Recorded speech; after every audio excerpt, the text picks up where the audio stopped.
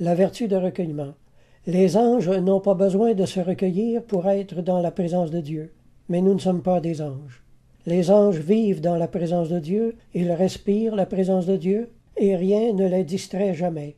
Ils ne souffrent jamais du sentiment de son absence. Notre condition mortelle est très différente. En 2 Corinthiens, chapitre 5, verset 6, il est écrit « Nous savons qu'en demeurant dans ce corps, nous demeurons loin du Seigneur. » Les poumons sont faits pour respirer et l'âme humaine est faite pour le recueillement. Se recueillir, c'est respirer l'air de Dieu. Un grand nombre de chrétiens ne connaissent jamais la paix du recueillement parce qu'ayant essayé une fois ou deux de se recueillir et n'ayant obtenu qu'une impression de vide, ils ont conclu que le recueillement n'était pas fait pour eux. Moi je dis que c'est au contraire faire la preuve que le recueillement est pour vous que de ne pas le ressentir. Si vous êtes pauvre, vous ne dites pas « étant donné que je suis pauvre, ça doit vouloir dire que l'argent n'est pas fait pour moi ». C'est au contraire la preuve que vous en avez besoin. Si le recueillement vous paraît difficile, c'est seulement qu'il faut en prendre l'habitude. Beaucoup aiment le tourbillon des grandes villes. Ce serait une mort pour eux que de vivre à la campagne. Jacques Leclerc a écrit en 1955 « Certaines âmes sont intoxiquées. Elles aiment cette fièvre et elles ont l'impression que vivre dans le calme, ce ne serait plus vivre. » Fin de citation. La vérité est que leur âme a été dénaturée. Le silence et le recueillement sont des besoins naturels chez l'homme. Manquer au recueillement, c'est manquer dans tous les domaines de la vie spirituelle. Le recueillement est essentiel à notre union avec Dieu. Il faut donc commencer notre rééducation en prenant tous les jours une ou plusieurs minutes de silence et d'immobilité. Prenez cette résolution. Dites aujourd'hui, je veux apprendre à vivre comme Dieu a voulu que je vive depuis toujours.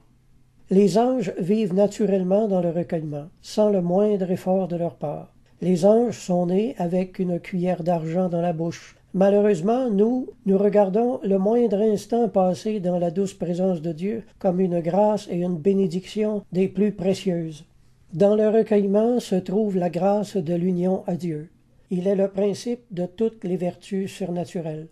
Il se pratique dans le secret du cœur et constitue la vie intérieure. La spiritualité n'est autre chose qu'une vie toute de recueillement. Les saints nous présentent la vie d'union intime à Dieu comme le secret du bonheur, tel du moins qu'il est possible en cette vie. Saint Bonaventure a écrit « C'est commencer dès cette vie la félicité des bienheureux que de pratiquer l'exercice de la présence de Dieu. » Fin de citation.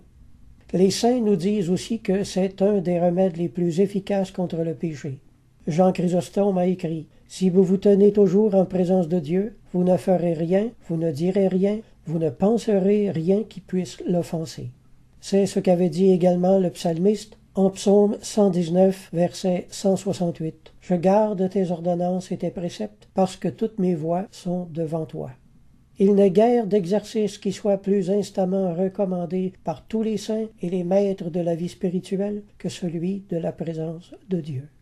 Grégoire de Nazianze a écrit « La respiration devrait être moins fréquente en nous que le souvenir de la présence de Dieu. » Thomas à Kempis a écrit ceci « Retranchez les discours superflus, les courses inutiles. Fermez l'oreille aux vains bruits du monde et vous trouverez assez de loisirs pour les saintes méditations. » Les plus grands saints évitaient autant que possible le commerce des hommes et préféraient vivre en secret avec Dieu. Celui qui aspire à la vie intérieure et spirituelle doit se retirer de la foule avec Jésus. C'est dans le silence et dans la tranquillité que l'âme pieuse fait de grands progrès. Elle s'unit d'autant plus familièrement à son Créateur qu'elle vit plus éloignée du tumulte du monde. Laissez aux hommes vains les choses vaines et ne vous occupez que de ce que Dieu demande de vous. Fermez sur vous votre porte et appelez à vous Jésus, votre bien-aimé. Demeurez avec lui dans votre chambre, nulle part vous ne trouverez autant de paix. Fin de citation.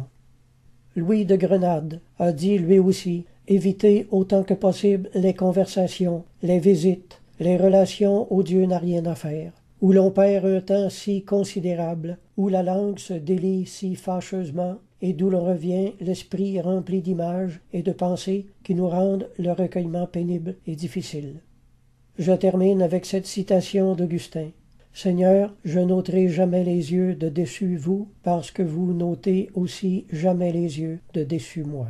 Amen.